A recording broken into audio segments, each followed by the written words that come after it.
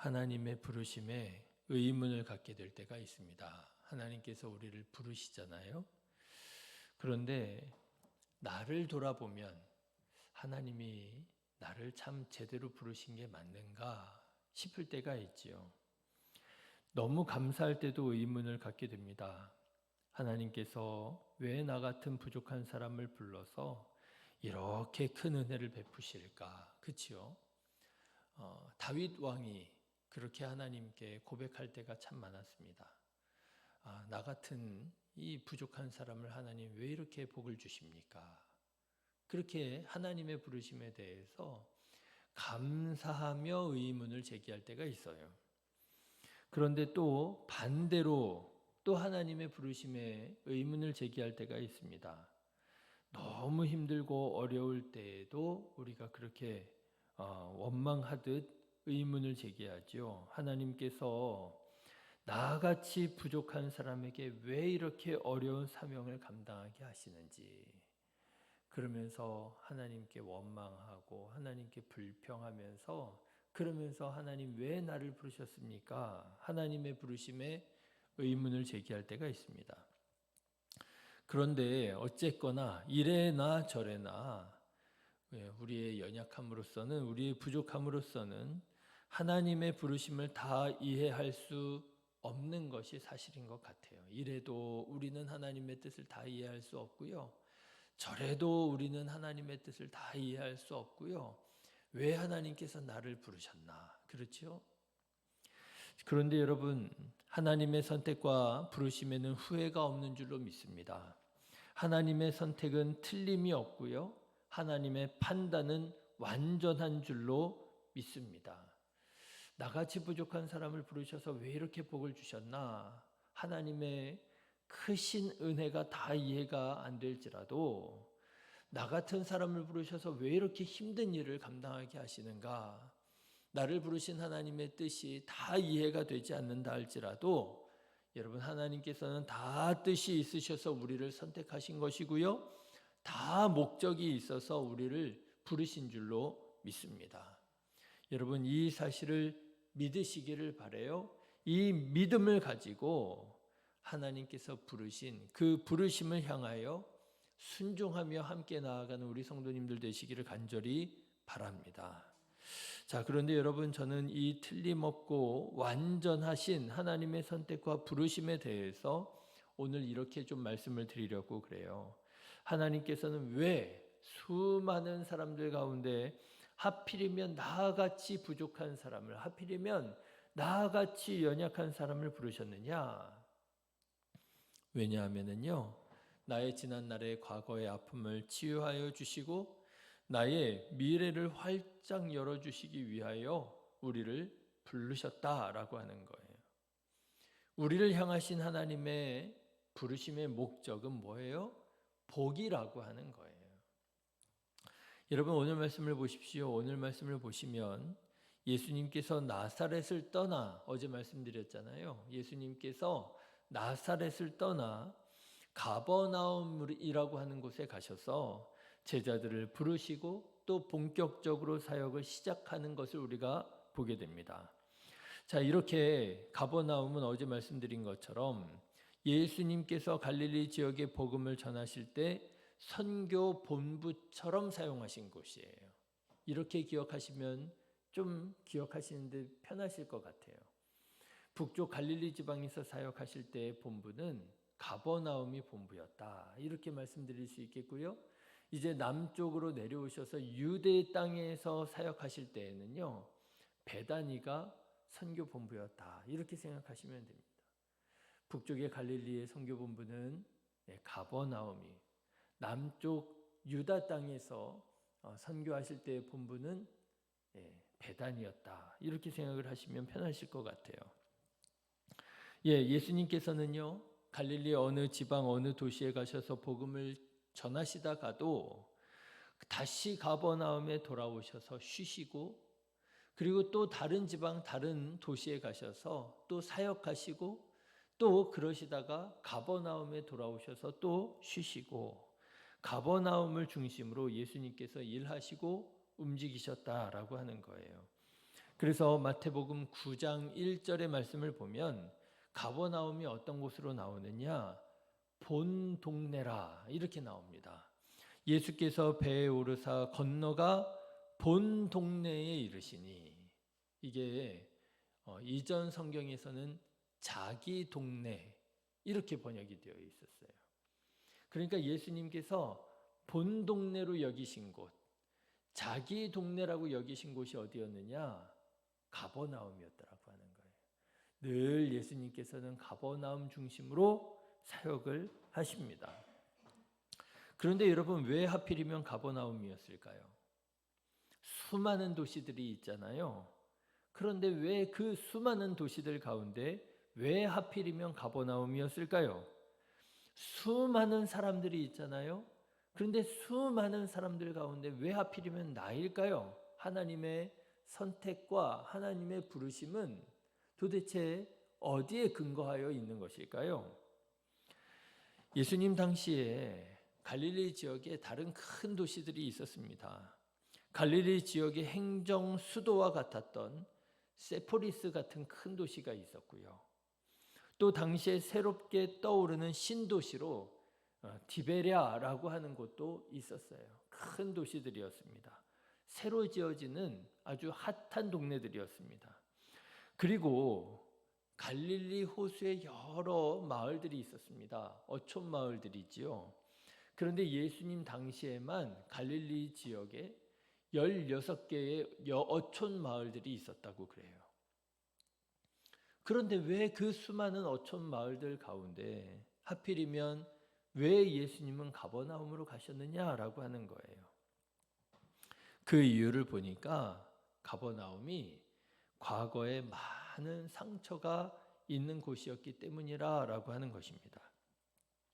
어제 저는 예수님은 이사야 선지자가 예언한 그 말씀을 따라서 가버나움에 가셨다는 말씀을 드렸어요. 스불론 땅과 납달리 땅, 해변길, 요단 저쪽 이방의 갈릴리여, 이렇게 이제 이사야 선지자가 예언했잖아요. 그곳에 빛이 임하게 될 것이라고, 그곳이 그리스도께서 오시게 될 것이라고. 그런데 정확하게 가버나움이라고 표현은 하진 않았지만 스불론 땅과 납달리 땅, 해변길, 요단 저쪽 이방의 갈릴리를 예수님께서 어디로 이해하셨느냐 하면 마태복음 4장 13절이지요. 가버나움으로 예수님께서 이해하셨다라는 거예요. 나사렛을 떠나 스불론과 납달리 지경 해변에 있는 어디요? 가버나움이라, 이렇게 예수님께서 이해하시고 예수님께서 가버나움에 가셨더라고 하는 거예요. 자, 그런데 여러분, 이 이사야 선지자의 예언의 말씀을 가만 보십시오. 가버나움이 어떤 동네인 것 같아요? 평안하고 행복한 어촌 마을인 것 같아요? 아니면 힘들고 어렵고 고통스러운 어촌 마을인 것 같으세요?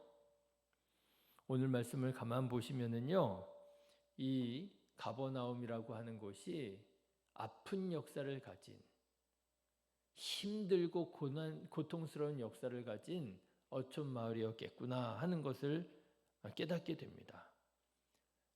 이사야 선지자가 그렇게 얘기해요. 전에 고통받던 자들, 그렇죠? 전에 고통받던 자들, 멸시를 당하던 자들, 이방의 갈릴리요. 갈릴리가 사실은 하나님의 땅이잖아요. 하나님께서 약속하신 가나안 땅이잖아요. 그런데 어찌된 일인지 이사야 선지자는 그 갈릴리를, 그 가버나움을 이방의 갈릴리요 이렇게 부르더라고 하는 것입니다.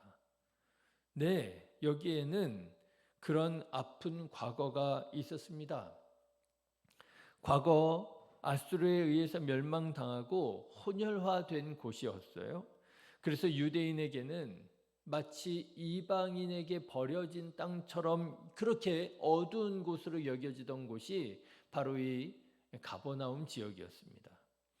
그래서 이사야 선지자가 흑암에 앉은 백성이 큰 빛을 보게 되리라고, 사망의 땅과 그늘에 앉은 자들에게 빛이 비추일 것이라고 그렇게 예언을 했던 것이에요. 그런데 하나님께서는 바로 그런 아픈 상처를 가진 가버나움에 그리스도가 등장하리라 예언케 하셨던 것입니다. 이렇게 말씀드릴 수 있을 것 같아요. 왜 수많은 곳 가운데 가버나움이었느냐? 그곳이야말로 복음이 필요한 곳이었기 때문이라는 거예요. 여러분, 가버나움은요, 예루살렘에서 가장 멀리 떨어져 있는 곳 중에 한 곳입니다. 예루살렘에서 가장 멀리 떨어진 곳, 우리식으로 말하면은요, 서울에서 가장 멀리 떨어져 있는 곳 어디예요? 땅끝 마을이에요. 그래서 외적의 침입도 당하고요. 그래서 거기에서 온갖 어려운 문제들이 있었고요. 그런데 예수 그리스도께서 어디에서 등장하시느냐? 어디를 비춰주시느냐? 바로 그 땅끝 마을 가버나움에서 그리스도께서 등장하셔서 그들의 어두움을 비춰주시고 과거의 아픔과 상처를 치유해 주시더라라고 하는 거예요. 여러분, 이 사실이 스불론과 납달리 지파 사람들에게 얼마나 큰 위로가 되었겠습니까? 하나님께서 이렇게 일하시는구나. 여러분, 하나님께서 일하시는 방법을 보면은요, 언제나 그런 것 같아요.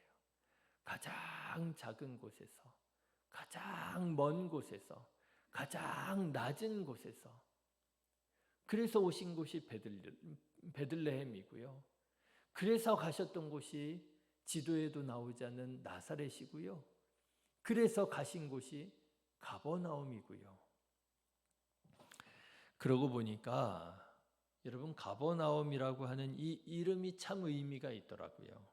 가버나움이라고 하는 이 동네의 이름의 뜻은 뭐냐면 나훔의 마을이라고 하는 뜻입니다. 크파르나훔이거든요. 나훔의 마을이라는 뜻이에요. 가만 생각해 보면 구약 성경에 무슨 성경책이 있어요? 나훔서가 있잖아요. 나훔이 사람 이름이에요.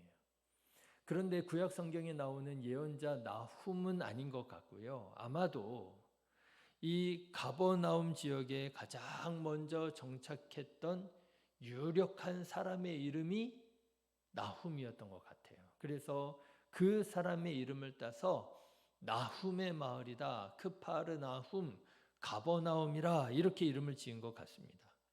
그런데 여러분, 나훔이라고 하는 사람의 이름의 뜻이 뭐냐? 그게 위로라는 뜻이에요. 다시 말하자면 이런 거예요. 위로의 마을이다. 이름답지 않게 예루살렘에서 멀리 떨어져 있는 땅끝 마을입니다. 변방입니다. 온갖 아픈 역사들을 간직하고 있습니다. 그래서 이방의 갈릴리요라고 하는 이런 안타까운 얘기를 들은 곳이기도 합니다. 그런데 예수님께서 그 곳을 찾아가셔서 어두움에 앉아 있었던 자들에게 빛이 되어 주시고 과거의 상처가 있었던 자들을 치유하여 주시는 하나님의 은혜의 장소로 하나님께서 사용하시더라고 하는 거예요. 그렇게 그 마을이 이름처럼 위로의 마을이 되더라고 하는 것이죠. 여러분, 하나님께서 왜 나를 부르셨을까요? 수많은 사람들이 있는데 왜 하필이면 나를 부르셨을까요? 나는 참 부족한데, 나는 주님께서 맡겨주신 이 사명 감당할 만한 힘이 없는데, 믿음이 없는 것 같은데 왜 하나님께서 나를 부르신 것일까요? 하나님께서 아무래도 사람을 잘못 보신 것 같아요. 아무래도 하나님의 선택이 틀린 것 같아요. 아니에요, 여러분. 모든 것을 아시는 하나님께서 틀림없이 우리를 부르시고 우리를 선택하셨습니다. 왜요? 우리 안에 지난날의 아픔과 상처를 치유하시기 위하여. 하나님의 은혜에서 가장 멀리 떨어져 있는 이방의 갈릴리와 같았던 나를 부르사 나를 치유하시고 고치시고 위로하시기 위하여 가버나움, 크파르나움이라고 말씀드렸잖아요. 그래서 하나님께서 우리를 선택하시고 우리를 부르셨더라라고 하는 것입니다. 믿음 생활을 하다 보면 때때로 상처를 받을 때가 있어요. 시험 들 때가 있습니다. 그래서 우리는 그렇게 말해요. 신앙생활하기가 너무 힘들다고. 신앙생활하다 보면 너무 많은 시험과 상처가 있다고. 네, 맞습니다. 신앙생활이 그렇게 만만한 것은 아니에요. 그런데 여러분, 저는 이렇게 우리가 생각하고 이렇게 우리가 믿음 생활하면 어떨까 싶어요. 그게 믿음 때문에 상처받았다기보다는 그게 진리로 인하여 시험 들었다기보다는 지난날에 우리들의 상처로 인하여 상처받고 지난날에 우리들의 아픔으로 인하여 시험 들지 않았느냐라고 하는 거예요. 여러분 가만 생각해 보십시오. 왜 문제가 일어나고 왜 상처를 받고 왜 시험이 일어나고 하느냐 보면은요. 그게 다 내 지난날의 과거의 상처와 연결이 되어 있음을 깨닫게 됩니다. 그런데 신앙생활을 하다 보면은요. 그 상처가 붉어지게 됩니다. 왜요? 하나님께서 그 상처를 고치시기 원하시거든요. 제 친구 중에 친구 목사님인데 동해에서 목회를 하셔요. 근데 최근에 사모님이 담낭암에 걸렸다 하는 소식을 들었습니다. 담낭암은 뭐 이렇게 징후가 없다네요. 갑자기 이제 통증이 와가지고 알아보니 담낭암이고 그래서 지금 굉장히 지금 뭐 수술도 받고 항암 치료도 받고 그래서 동기 카톡방에다가 기도해 달라고 계속 그렇게 글을 올리고 있습니다. 근데 여러분 그렇다는 거 아닙니까? 암 환자를 치료하려면 어떻게 해야 돼요? 보기에는 멀쩡해 보이는 살을 찢어야 되지 않습니까? 보기에는 멀쩡해 보이는 살을 찢어야 그리고 그 암세포를 잘라내어야 그래야 암을 치료할 수 있는 거잖아요. 아니 보기에 멀쩡한데 왜 거기를 칼을 대냐고 왜 살을 찢냐고 그럴 게 아니잖아요. 그 병을 고치려면 보기에 멀쩡해 보일지라도 그 살을 찢고 그 안에 감추어진 상처지요 죄지요 그 암세포를 잘라내야 되는 거 아니겠습니까? 신앙생활하는 것도 마찬가지인 것 같아요. 교회를 다니다 보면 상처를 받기도 합니다. 시험을 받기도 합니다. 유혹을 당하기도 합니다. 왜 그러느냐? 지난날의 나의 상처와 아픔과 문제를 치유하고 회복하려면 멀쩡해 보이지만 사실은 멀쩡하지 않은 그 상처를 다루어야 되거든요. 그게 신앙생활하면서 다 도드라지고 드러나더라고 하는 것입니다. 왜 하나님께서 우리를 부르셨느냐? 그 연약함을 고치시기 위하여 그 상처를 치유하시기 위하여 우리의 연약함을 만지시기 위하여 하나님께서 우리를 부르셨다라고 하는 거지요. 여러분 교회에서 상처받았다, 교회에서 시험 들었다 생각하지 마시고요. 그런 면도 분명히 있긴 있겠지요.